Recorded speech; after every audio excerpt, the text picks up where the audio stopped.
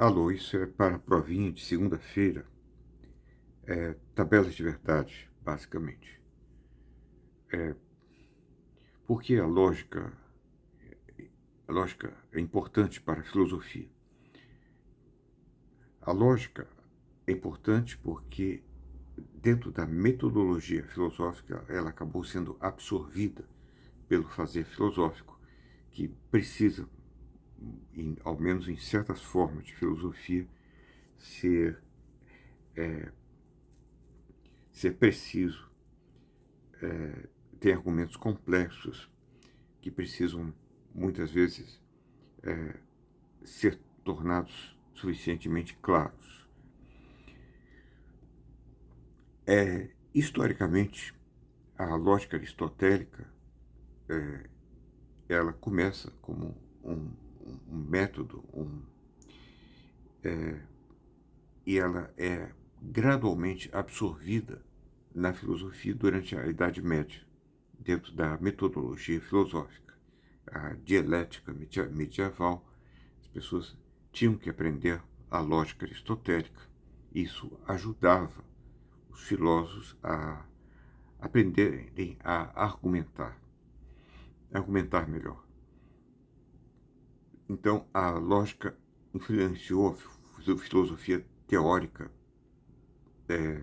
pelo menos a filosofia teórica, já durante a Idade Média e posteriormente. Kant, por exemplo, dava cursos de lógica, e esses cursos foram recolhidos, e vocês podem ler a lógica de Kant hoje.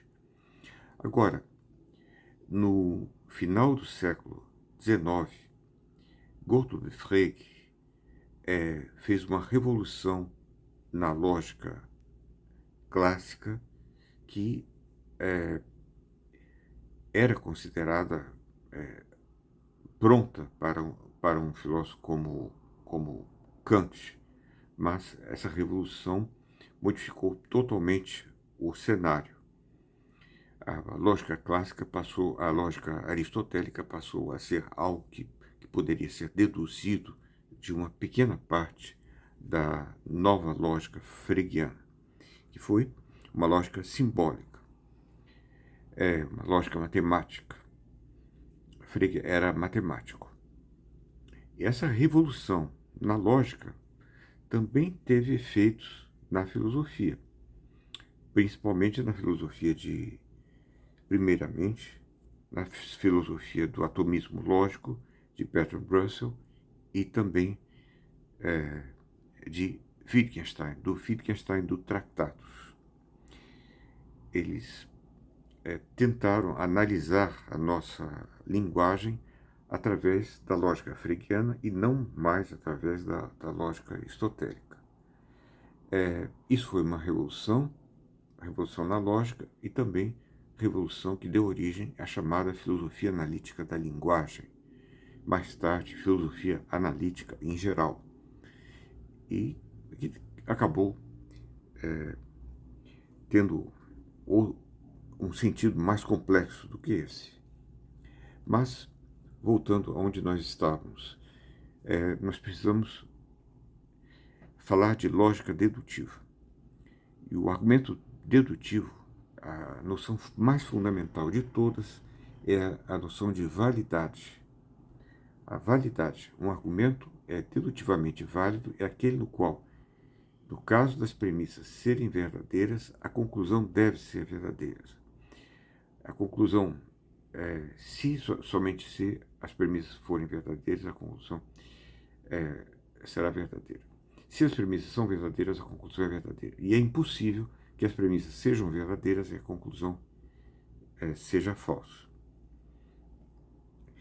Essa é a definição.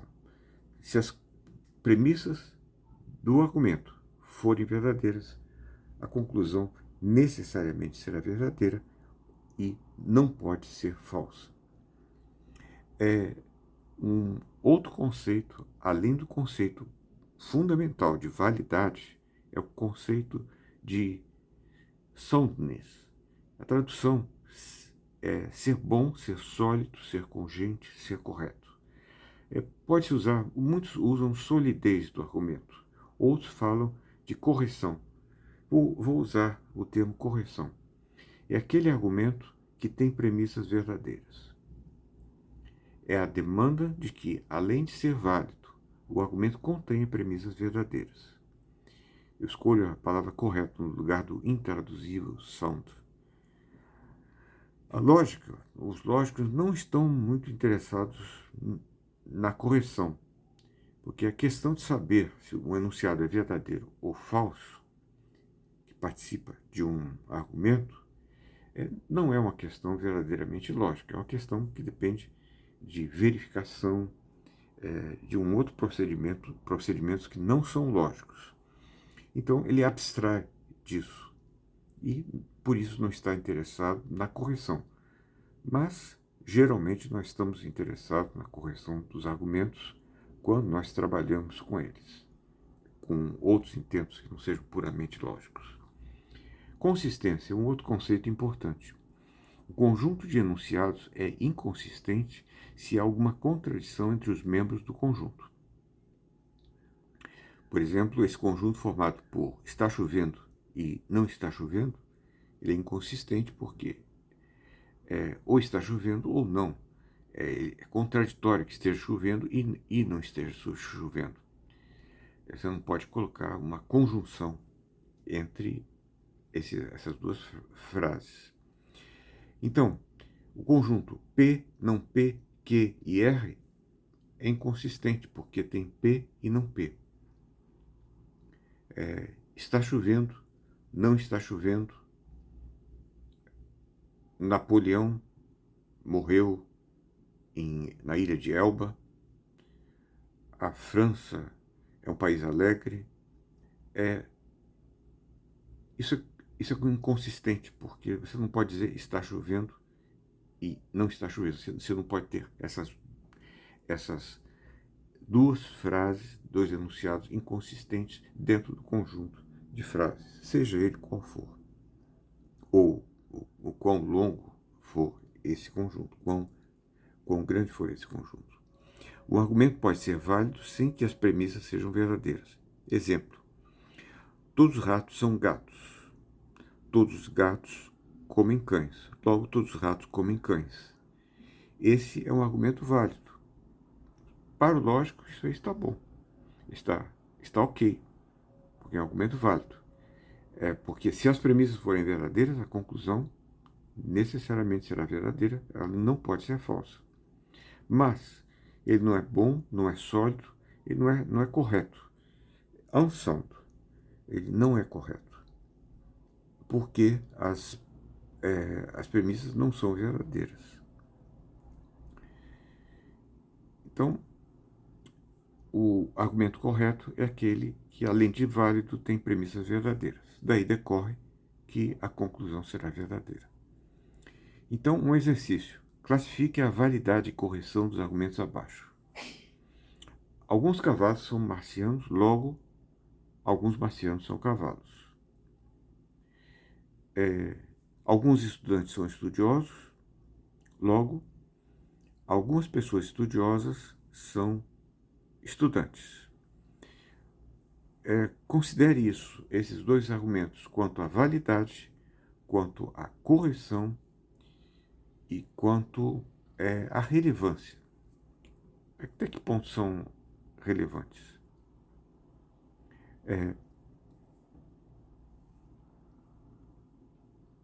As respostas. Opa.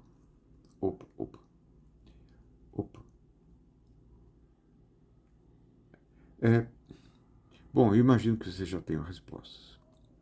As respostas são: alguns cavalos são marcianos, logo, alguns marcianos são cavalos. Ele é válido, porque se for verdade que a premissa que alguns cavalos são marcianos, a conclusão será que alguns marcianos são cavalos. São dois conjuntos que, em parte, eles se fundem. Então, ele é válido, mas é incorreto, porque não é verdade a premissa. Alguns estudantes são estudiosos, algumas pessoas estudiosas são estudantes. Ele é válido também pela mesma razão, mas ele é correto também é correto porque, de fato, a premissa é verdadeira, alguns estudantes são estudiosos, mas tem um problema que ele não é relevante. Isso não nos diz nada. É importante notar que não podemos perder de vista que a linguagem formal tem suas raízes nos argumentos da linguagem natural, e que ela tem uma imensa aplicação na linguagem natural e que seu poder pode ser devastador. Isso é uma frase de Paul Tomassi, que tem um livro de lógica. É importante notar que a nossa lógica ela é retirada da linguagem natural. Da mesma forma que nós retiramos da linguagem natural a gramática, por exemplo, da língua portuguesa, nós retiramos uma gramática. Os gramáticos retiram essa gramática da língua falada, da língua culta. E uma pessoa pode falar corretamente apenas porque sempre conversou com pessoas que falavam corretamente e, digamos, leu muitos livros. Então, ela aplica as regras da gramática, mas ela não tem explícitas em sua mente essas regras.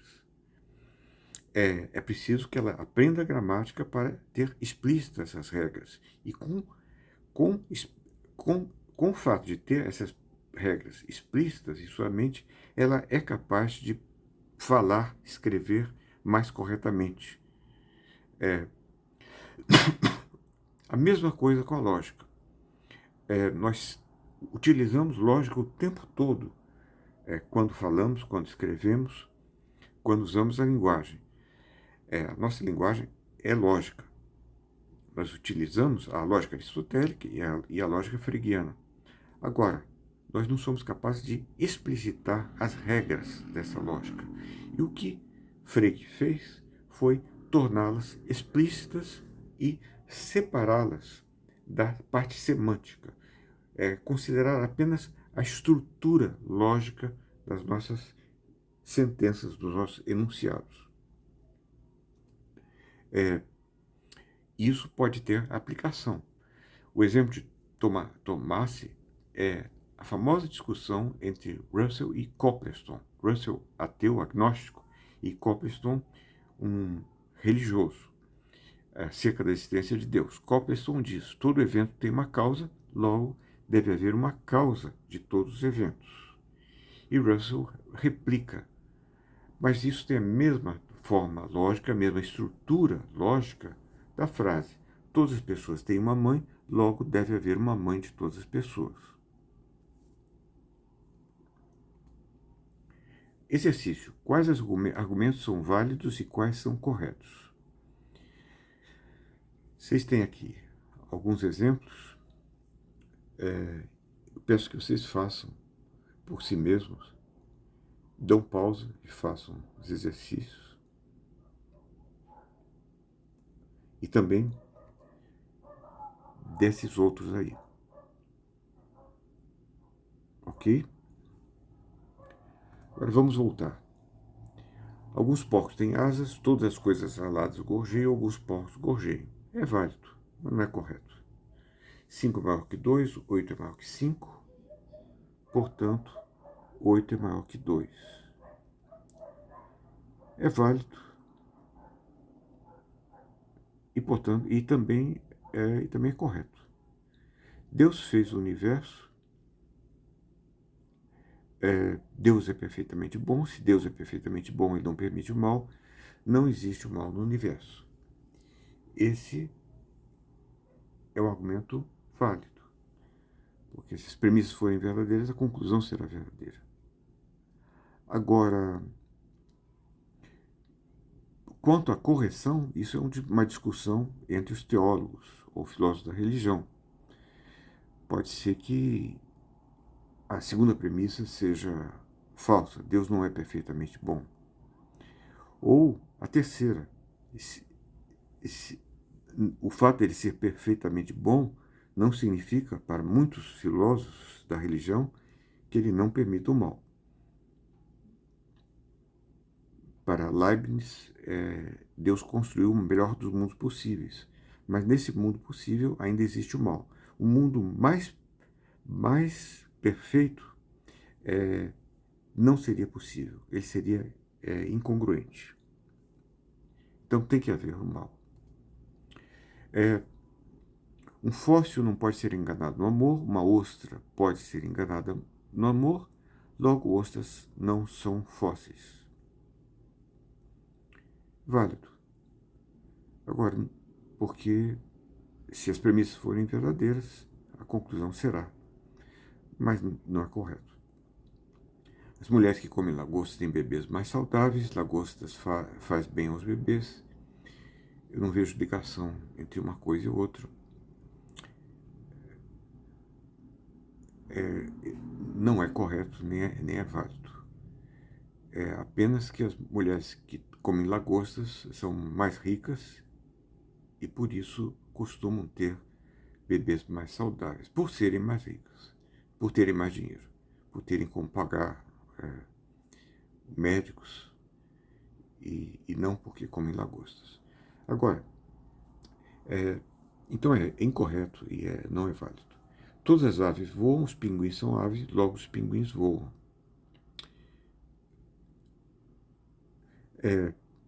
Isso aí é válido, mas não é correto, porque não é verdadeiro que todas as aves voam. Nós não temos. Bom, agora vamos passar para o cálculo sentencial. Funções de verdade e operadores. O cálculo sentencial é a parte mais dificilzinha, trabalhosa, chata, mas é importante passar por isso. Em filosofia é importante, pelo menos, vocês saberem o básico disso. Nós iremos, então, de agora em diante, não falaremos mais de enunciados, como no primeiro vídeo, mas de sentenças ou frases.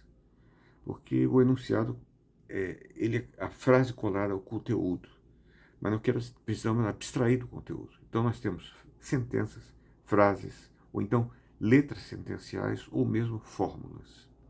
Nós vamos atribuir o valor de verdade sempre, isso é próprio da lógica clássica, as frases têm valor verdade, isto é, são ou verdadeiras ou falsas.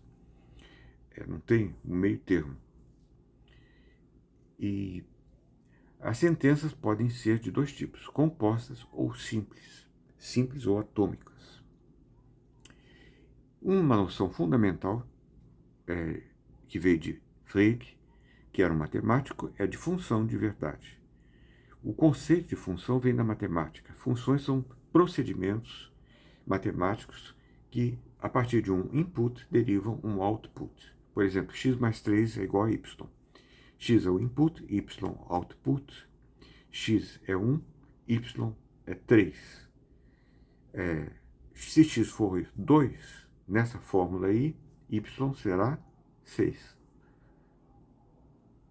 Não. Se x for 2, 2 mais 3, 5. Y será 5. Bom, então está errado, é 5. Agora, não importa. Dá para entender o que é uma função. É um procedimento em que você tem um output que varia e vai dar um input que varia e vai dar um output que varia. No caso, ele entende as sentenças como verofuncionais, isto é, dependentes. Sentenças complexas, compostas, serão dependentes das sentenças simples, no sentido de que elas são função de verdade das sentenças ou frases mais simples que a compõem. Porque, para Frege, existem dois valores apenas, não é como na matemática, que você tem um número infinito de números naturais, por exemplo. Aqui você tem apenas dois valores, mas dependendo de como estão relacionados os valores de verdade, verdadeiro ou falso, das frases mais simples, nós temos frases compostas que terão seu valor de verdade, verdadeiro ou falso, dependendo das frases que são suas componentes e das relações entre elas.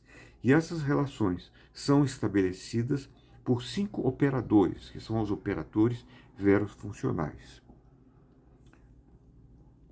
Então, ao invés de números, temos como input e output dois valores de verdade, que são verdadeiro e falso. E ao invés de mais, menos, vezes, etc., o que temos são 5 operadores verofuncionais, que são não, aqui está o símbolo, não, e, ou, se então, se e somente se.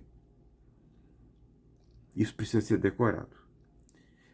Não, e, ou, se então, se e somente se. Então vamos lá.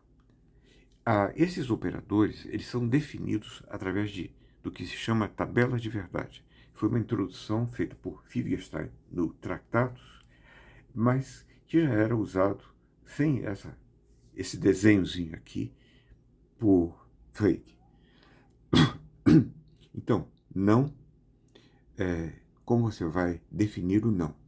Você tem aqui a frase P e a frase não P, sentença P e não P. P pode ser verdadeiro e falso. Não P será falso se P for verdadeiro, e será verdadeiro se P for falso. Apenas você inverte o valor. Está chovendo é verdadeiro, se não está chovendo é falso. Dando um exemplo. Está chovendo é falso, então não está chovendo é verdadeiro. Está chovendo é verdadeiro, não está chovendo é falso. O sinal de negação, ele inverte o valor verdade da frase, da sentença, ou da... Bom, a tabela de verdade define o operador. A negação é um operador ou conectivo unário, pois ele apenas muda o valor verdade de uma sentença qualquer. Pode ser uma sentença simples, continuará sendo simples. Todos os outros operadores ou conectivos são binários. Conjunção e é a mesma coisa que o e da nossa linguagem ordinária. Você tem p e q. Esses são os valores de verdade possíveis das frases p e q. E aqui é a conjunção de p e q. Por exemplo, está chovendo e o meu sapato está molhado. São as duas frases. Está chovendo e o meu sapato está molhado. A conjunção é está chovendo e o meu sapato estão molhados. Então, P e Q pode ser ambos verdadeiros, ou então só P é falso, ou só P é verdadeiro, ou só Q é verdadeiro, ou ambos são falsos. São as 4 possibilidades de valor de verdade na combinação de P e Q. E aqui, P e Q, a conjunção só é verdadeira quando ambos são verdadeiros. Se eu digo, está chovendo e meus sapatos estão molhados, isso é verdadeiro se é verdade que está chovendo e os meus sapatos estão molhados. Se ambos forem verdadeiros. Caso contrário, será sempre falso. Se o meu sapato está molhado, não está chovendo. Se está chovendo, meu sapato não está molhado. Se nenhuma dos dois casos é o caso, então é falso. Uma conjunção só é verdadeira quando for uma sentença composta formada por 2 sentenças simples verdadeiras.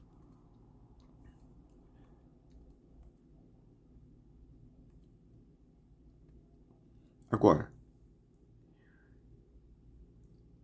disjunção ou esse sinalzinho é uma chamada disjunção inclusiva, usada na lógica. Você tem P e Q. Por exemplo, eu estou sentado ou estou segurando uma caneta. Estou segurando uma caneta. Estou sentado. Ela é verdadeira se um dos enunciados for verdadeiro. Senão ela será falsa. Digamos que eu estou sentado e estou segurando uma caneta, mas é verdade apenas que eu estou sentado. É verdadeiro, porque essa é uma disjunção que é possível dentro da nossa linguagem. Agora, muitas vezes nós usamos a chamada disjunção exclusiva. Aqui a disjunção inclusiva, outro exemplo, é João é feliz ou ele tem uma namorada. Ela é verdadeira quando os dois juntos são verdadeiros. Mas existem disjunções exclusivas, como João está jantando ou João está dormindo. Ele não pode estar jantando e dormindo ao mesmo tempo. Então, é excluído que ambos os disjuntos, disjunto é a frase, qualquer uma dessas frases, excluído que ambos os disjuntos sejam verdadeiros. João está jantando ou João está dormindo. Eu desconfio que seja até mais usada. Então, nós temos essa tabela de verdade.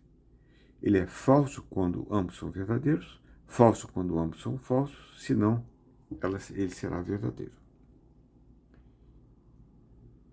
Pode ser que João esteja jantando e não esteja dormindo, ou que ele esteja dormindo e não esteja jantando. Nesses casos, será verdadeiro. Agora, implicação material. Implicação material é esse sinalzinho aqui. Tem alguns erros.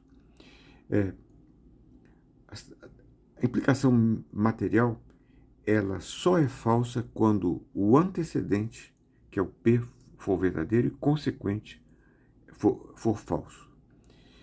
Só nesse caso, senão ela será sempre verdadeira. Não é possível que antecedente seja verdadeiro e consequente seja falso. A implicação é falsa quando a sentença composta condicional tem um antecedente verdadeiro e o consequente falso.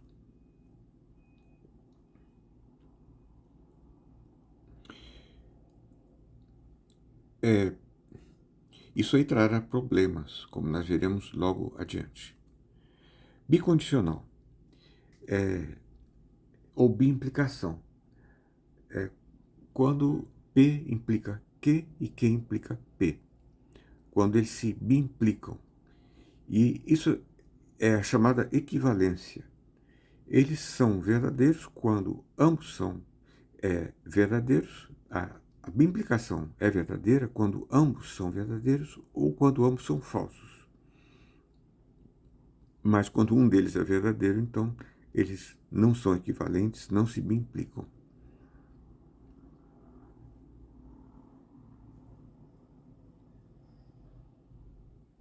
Então, quando as sentenças pertencentes à sentença composta tiverem valores opostos, será falso. O bicondicional, ou equivalência, ele corresponde à sentença composta se P, então Q, e se Q, então P.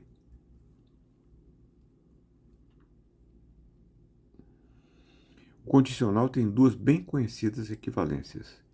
Se P, então Q, equivale a não Q, não Q implica não P. É a chamada contraposição.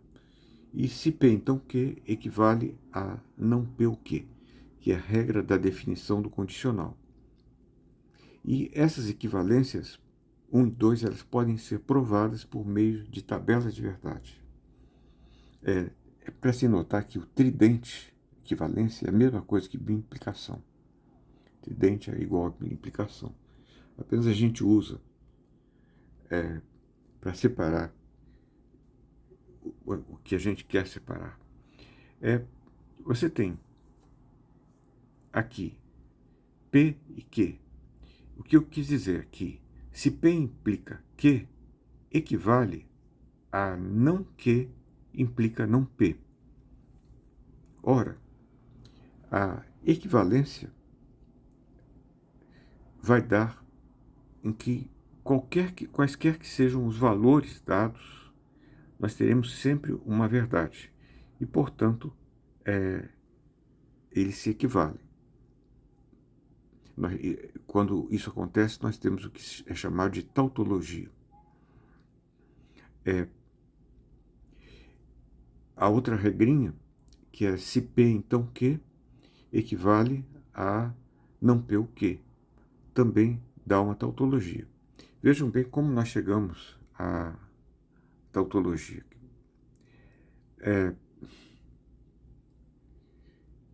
Se você tem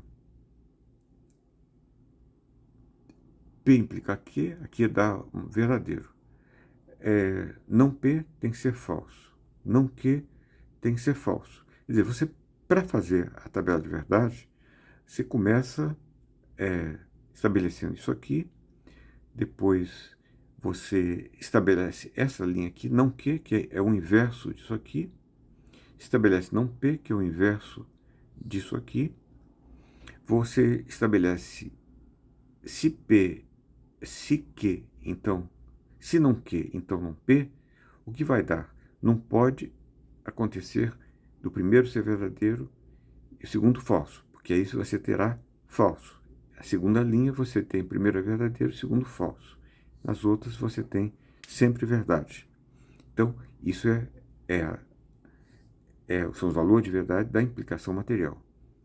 Agora, você tem aqui verdadeiro e falso, que são os valores de verdades da implicação material, se P então Q. Ora, esses valores de verdades aqui são exatamente iguais. Significa que isso aqui é a mesma coisa que isso aqui.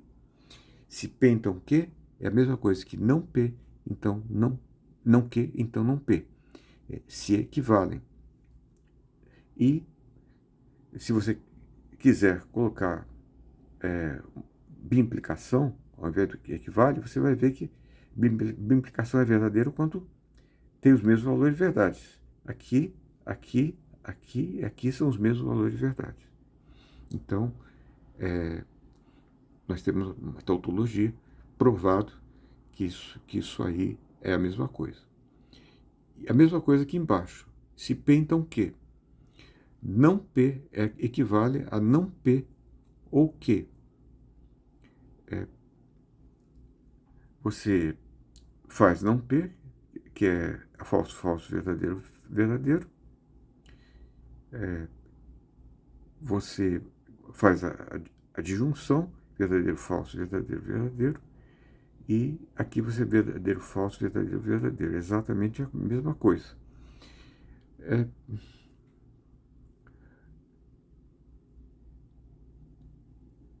Vocês veem que, curiosamente, não P ou Q,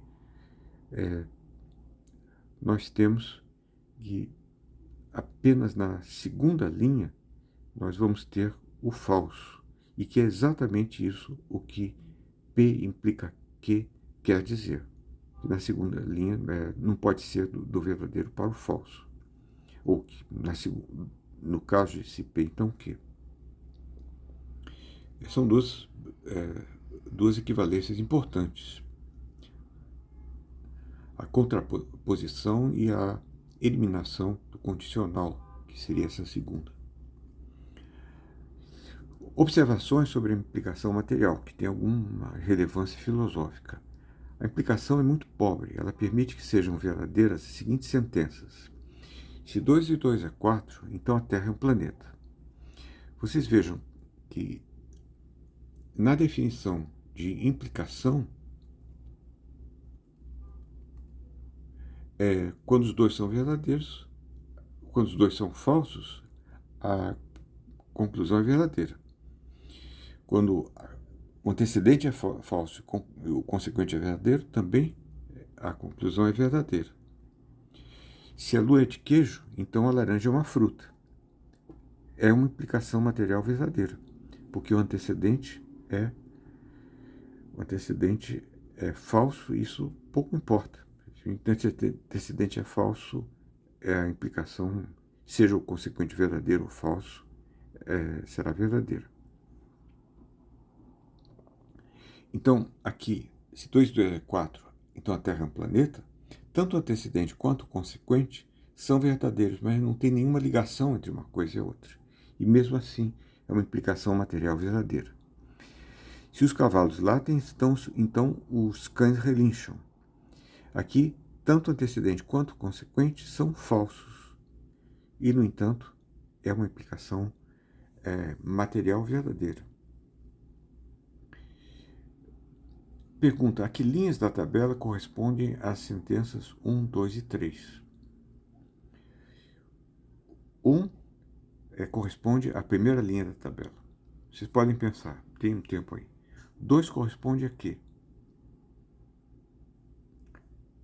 Vou responder, a segunda linha da tabela. E 3 corresponde, se os cavalos latem, então os cães relincham.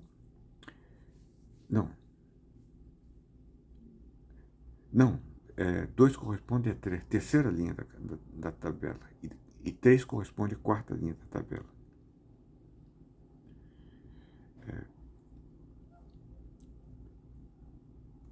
Agora vamos lá para a primeira objeção. A implicação material não captura nem grandeza nem causalidade. Quer dizer, poderia se objetar que a implicação material não serve para nada, é uma coisa. Inventaram isso. Mas não é bem assim. Ela se pode dizer que é uma base subjacente às relações que é fundamental, mas que é uma base mínima, que geralmente as relações são mais complexas, mais exigentes do que aquilo que é estabelecido por essa base mínima da implicação material. Considere, por exemplo, tamanho, grandeza. A é maior que B e B é maior que C. Logo, A é maior que C. Aqui não pode ser que o antecedente seja verdadeiro e consequente seja falso. Mas eu posso relacioná-los com uma implicação material. Considere ainda uma relação causal. O raio causa o trovão. Claro que aqui existe mais do que uma implicação material, e aqui também. O raio causa o trovão. Sempre que há um raio, dele segue o trovão, senão não seria uma relação causal. E não há trovão sem raio. Mas o importante é que se P for verdadeiro, ocorrer o raio, que ocorrerá o trovão. Ao menos dentro das condições normais. O raio causa o trovão. Condições nas quais o raio realmente cause o trovão ocorre. Então não pode ser que P seja verdade, Q seja falso. Isso é uma condição mínima dentro da causalidade, mas a causalidade é mais forte do que isso.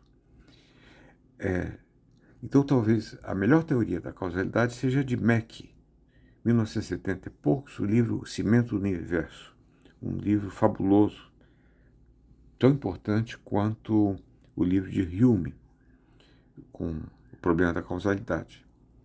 É a condição inus. O que usualmente chamam de causa é uma condição em si mesma insuficiente, mas que é parte necessária de uma não necessária, mas suficiente condição. O que usualmente chamamos de causa é isso. Dá um exemplo para entender o que ele quer dizer. O cigarro a ser jogado no chão causou o incêndio da velha fábrica. Nós escolhemos a causa por razões pragmáticas. É o cigarro jogado no chão. Mas por si só, diz Mack, isso é insuficiente. Precisa ter o oxigênio do ar, precisa ter ar. Além disso, precisava ter palha jogada no chão. A, a fábrica era de madeira. Se não fosse, não teria tido maiores problemas. A fábrica não estava mais funcionando há anos, etc. Isso aí são tudo condições causais. É, Além disso, não está tudo gelado. A temperatura do ar é uma temperatura no qual as coisas ainda podem pegar fogo. Digamos que a fábrica estivesse na idade do gelo, não teria problema.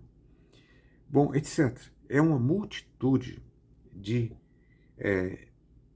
elementos causais que precisam estar presentes para que a causa seja eficiente. Aquilo que escolhemos chamar de causa. Então, é preciso, lendo aqui, que existam outros fatores causais, como oxigênio no ar, e a totalidade dos fatores causais inclui a presença da palha no chão, etc.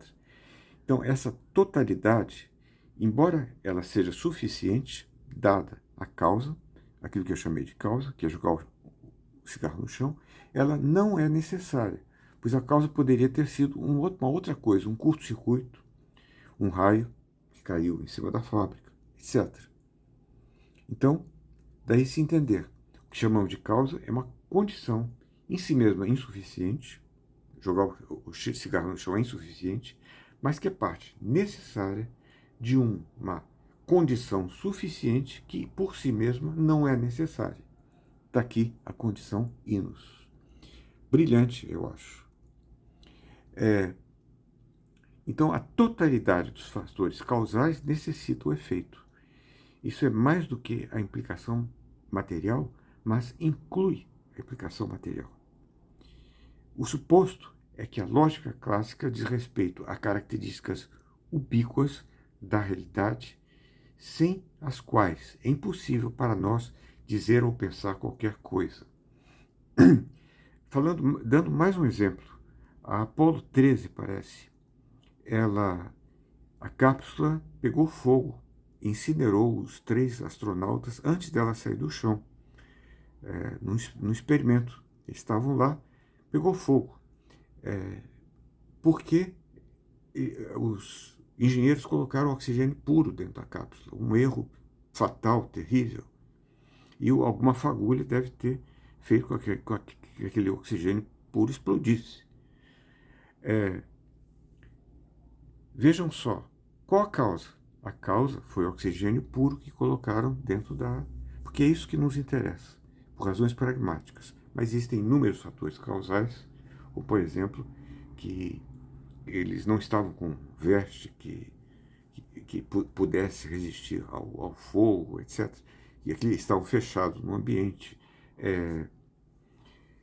Era oxigênio puro, houve uma fagulha, etc. Então, existem inúmeros fatores, e isso aí é mais um exemplo de inus. Agora, o suposto de que a lógica clássica diz respeito a características ubíquas estão em todo lugar da realidade, sem as quais é impossível para nós dizer ou pensar alguma coisa. Essa é a tese de Wittgenstein no Tratados. Nós, defensores da lógica clássica, aceitamos isso. Ela exprime a forma como o mundo pode ser para nós, pré-condições mínimas. Isso aqui é um extrato basal, refletido, por exemplo, na implicação material, que deve estar presente em todo pensamento, enquanto é um pensamento lógico. Objeção 2.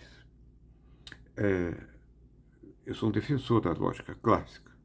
A lógica clássica ignora as blurred borders, as fronteiras indivisas.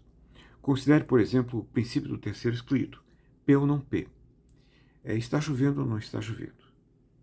Há luz ou não há luz?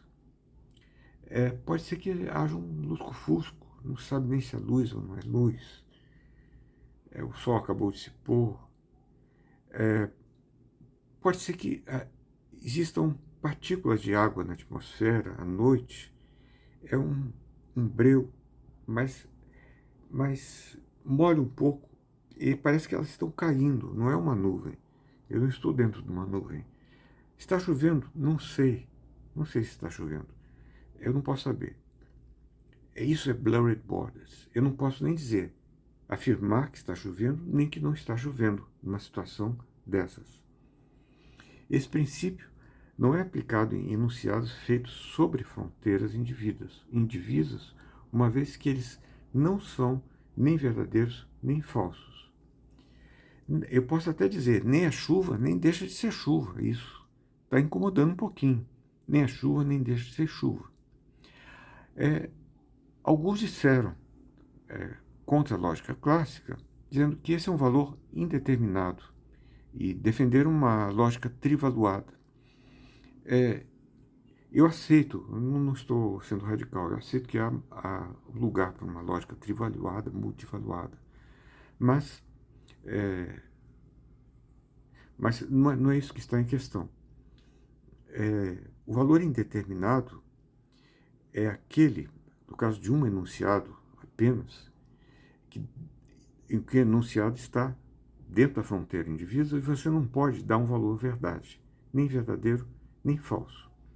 O problema é que quando você tira a abstração da lógica e considera apenas o enunciado em na capacidade que nós temos, nos meios que nós temos de verificá-lo, nós vemos que ele não é verificável. Ele é uma frase solta no ar. Como digamos, Berlim Cavalo Azul, ou o pote de cera está em cima do galho. Isso é gramaticalmente correto, essa última, mas não nos diz nada. Então, está chovendo quando nós não temos condições de saber se está chovendo ou não, em uma situação de blurred borders, não tem significado e não tem nenhuma relevância lógica. E por isso que é desconsiderado, porque não chega, você não consegue fazer uma asserção, uma afirmação ou mesmo um juízo. Você consegue apenas jogar uma frase no ar. Está chovendo, por exemplo. Mas eu não sei se está chovendo ou não. Nem é chuva, nem deixa de ser chuva. Aí você deveria dizer que, na verdade, você está dizendo que eu não sei se é chuva ou não é chuva. Repetindo, a lógica clássica considera asserções ou juízos e abstrai do procedimento que conduz a isso. Mas não significa que ela não esteja em dívida com asserções ou juízos. Porque senão ela não tem razão de ser. Mas quando a fronteira é indivisa, não é possível nem aserir, nem ajuizar a sentença em questão. Por exemplo, P está chovendo, não P não está chovendo. Estamos nas fronteiras indivisas. Eu posso dizer nem está chovendo, nem não está chovendo. Alguns podem até dizer que é verdade que está chovendo e que não está chovendo. Mas, na verdade, eu não estou dizendo não P e não P. Nem está chovendo, nem não está chovendo. Porque isso seria não P e P. Ou P e não P, que seria uma contradição. Na verdade, o que um quer dizer é não sei se está chovendo ou não está chovendo. Nem está chovendo, nem não está chovendo. Não posso nem afirmar, nem negar. Não posso julgar. Outros exemplos poderiam ser adicionados, mas eu espero que o ponto tenha ficado claro. Porque é um curso de lógica e filosofia. Então, questões filosóficas aqui a revelia. Contradição, tautologia e contingência. Contradição quando todos os valores de verdade são falsos. P e não P. Tautologia quando todos os valores de verdade são verdadeiros. P ou não P. P e não P, a instanciação, a exemplificação de P e não P, está chovendo e não está chovendo. Está chovendo e não está chovendo é uma contradição porque não tem nenhuma situação no mundo capaz de verificar, tornar verdadeiro isso. É sempre falso. Agora, está chovendo ou não está chovendo é uma tautologia, isto é, a condição em que todas as situações do mundo tornam isso verdadeiro. É sempre que ou P ou não P. Ou estou sentado ou não estou sentado. Ou está chovendo ou não está chovendo. E excluindo as blurred borders, que podem ser tratados com outras lógicas, mas que a lógica clássica, a meu ver, com razão, exclui, com suas próprias razões. Contingência é quando ao menos um valor de verdade pode ser verdadeiro e ao menos um for falso. Exemplo, P e Q. Pode ser que P seja verdadeiro e também que Q seja verdadeiro. Ou melhor, no caso, ambos precisam ser verdadeiros. Seria melhor dizer P ou Q. Então, a negação é uma tautologia. Negação de uma tautologia é uma contradição. P e não P, a negação de P e não P, P e não P é uma contradição. Não P e não P é uma tautologia. Aqui uns exercícios para avaliação. E vocês podem fazer as tabelas de verdade, mostrando se isso aí são contraditório, tautológico ou contingente. Mais exercícios de avaliação. E agora, o mais importante é verificar a validade dos argumentos por meio de tabelas de verdade. Considere o seguinte argumento. Se a Terra gira em torno do Sol, então a Terra se move. A Terra gira em torno do Sol. Logo, a Terra se move. Isso é, obviamente, um argumento válido e sólido e correto. Agora, para demonstrar a validade usando tabela de verdade, nós começamos por simbolizar a Terra gira em torno do Sol, P. A Terra se move, Q. Então, nós temos um argumento que fica tendo dessa forma. P, então, Q. Dado P, portanto, Q. Ora, como que liga uma premissa a outra são sempre conjunções para dar a conclusão,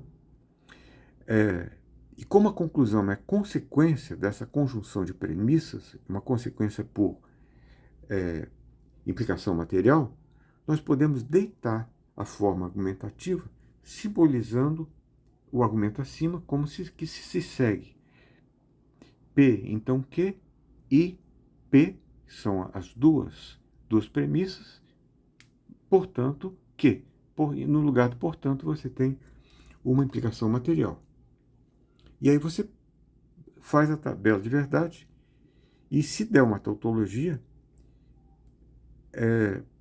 nós teremos que isso aí é válido. Para testar a validade do argumento, basta aplicar a tabela. O argumento é válido é aquele no qual não é possível que as premissas sejam verdadeiras e a conclusão falsa. Logo, se é válido, a implicação resultante da conjunção das premissas deve ser tautológica.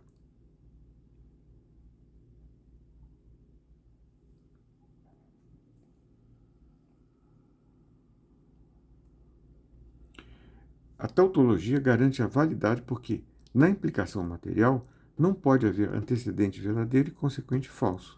Essa é a razão. O antecedente é tudo isso aqui. Não pode acontecer que isso seja verdadeiro e isso aqui seja falso. Portanto, tudo precisa ser verdadeiro. Um outro exemplo, se a Terra gira em torno do Sol, então a Terra não se move. A Terra gira em torno do Sol, logo a Terra não se move. Então isso é correto, mas não é um bom argumento. Isso aí a mostrar que isso aí é válido, mas não é um bom argumento. Isso aqui é prova de que ele é válido, porque não pode acontecer de P ser verdadeiro e Q ser falso. E quando isso não pode acontecer, nós temos que Todas as linhas são verdadeiras. Tudo é verdadeiro. Exercício. Se o aluno estuda, então ele é aprovado. O aluno foi reprovado, logo o aluno não estuda. Formalizar usando a tabela de verdade. O aluno estuda é A e o aluno é aprovado B. O aluno é reprovado, não B. O aluno não estuda, não A. Então, façam aí, pausem e façam esse exercício. A tautologia garante a validade porque na implicação material não pode haver antecedente verdadeiro e consequente falso.